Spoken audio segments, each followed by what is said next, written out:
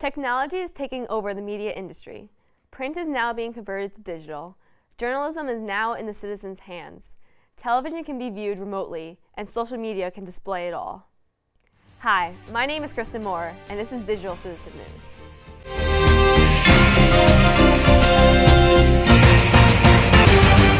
Journalism, television, social media.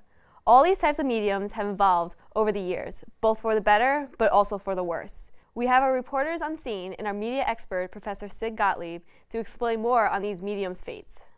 So what is the future of media? Print was the beginning of the media industry. We'll head over to Tom Spirito with the fall of the magazine industry. In recent news, the editors of Time, Elle, and Glamour magazines have all stepped down. The dreaded fall of the publishing industry is happening as we speak, and internet giants like Facebook and Google aren't making it any better.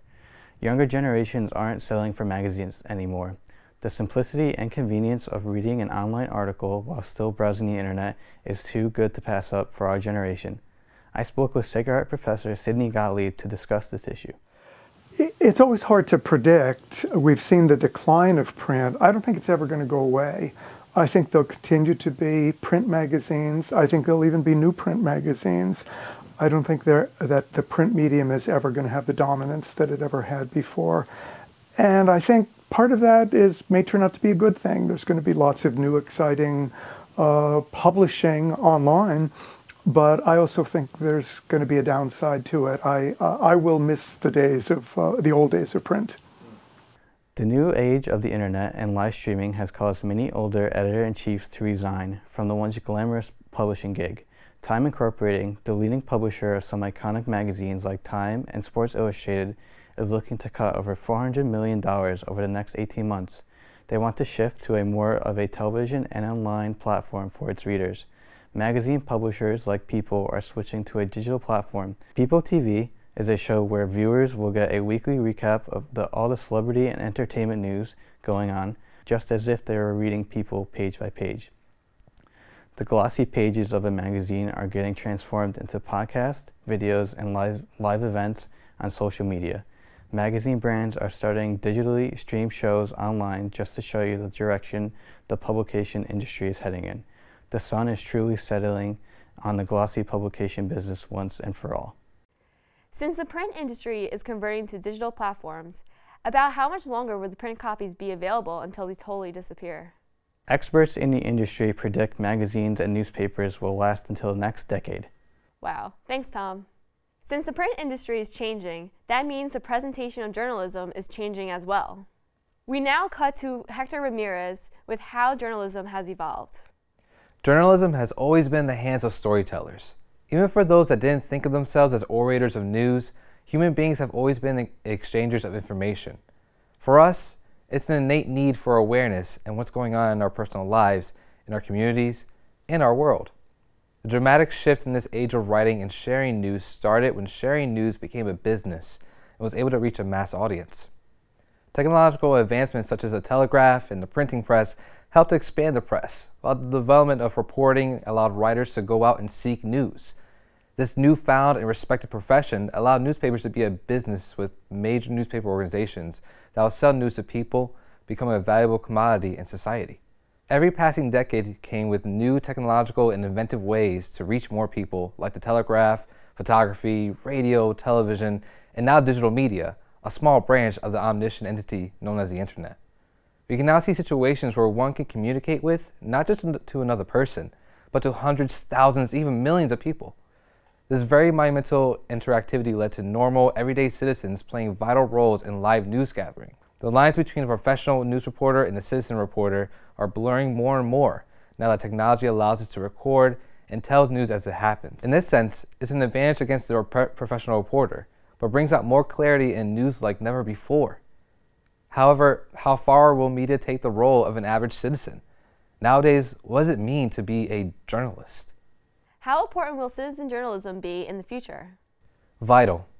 With every advancement in our handheld technology, we see a greater potential for news exchanging between the audience and the professional news organizations.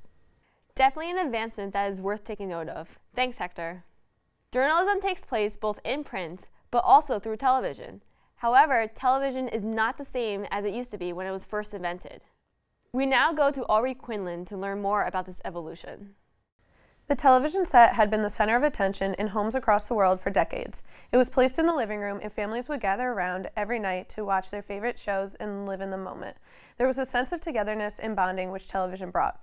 This has changed drastically over the years. Today, it is rare to see families all together lounging on the couch, soaking up the entertainment brought by the television, and in fact, some homes don't even own a cable box anymore. If you told this to someone 50 years ago, they would have thought you were crazy, but the times have changed and viewers have shifted to other platforms. According to The Guardian, television has phased through 6 different shifts through its lifetime. The creation of television in the mid-1920s in the UK was a huge step for entertainment. In 1936, they made their way to the US. These TVs were black and white and had lines running across the screen which created the image. The next step came in 1954, when color television was introduced. The pictures started to become increasingly better with improvements to cameras and larger screens. Phase number 3 was time shifting or video recording.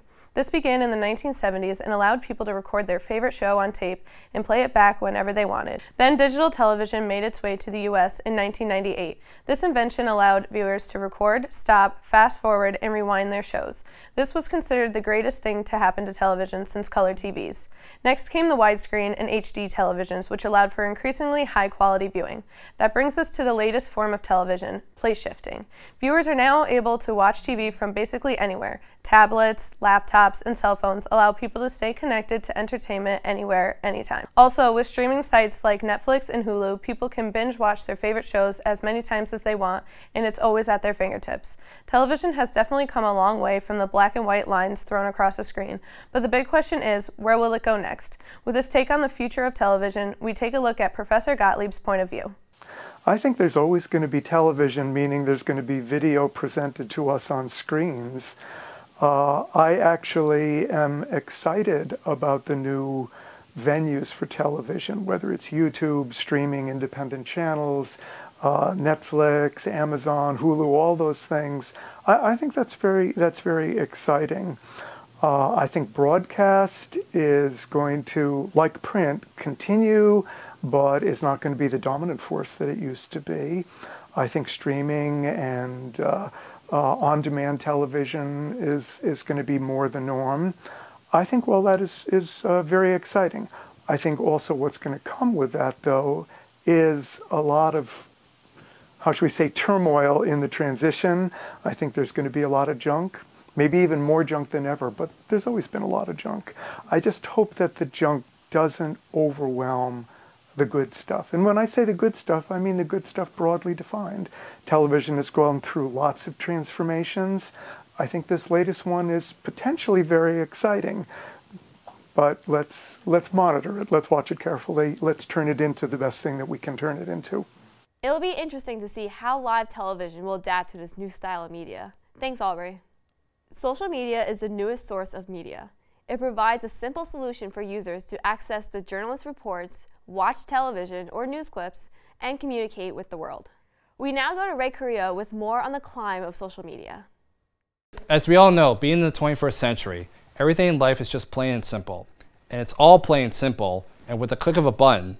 The rise of the internet in the late 1990s has been launched as the biggest medium, and it continues to this day, and perhaps will be for eternity, because everywhere you go, every person is often on their phone, their laptop, or an iPad browsing the internet or on their social media accounts. The social media sites I use the most are primarily like Snapchat. Instagram's really cool because you get to follow people that you really don't have to know at all, and you get like a glimpse into their life without knowing them. I definitely use Instagram, I use LinkedIn, I guess you could count that as social media, sometimes Facebook. I connect with friends and send pictures, jokes, stuff like that.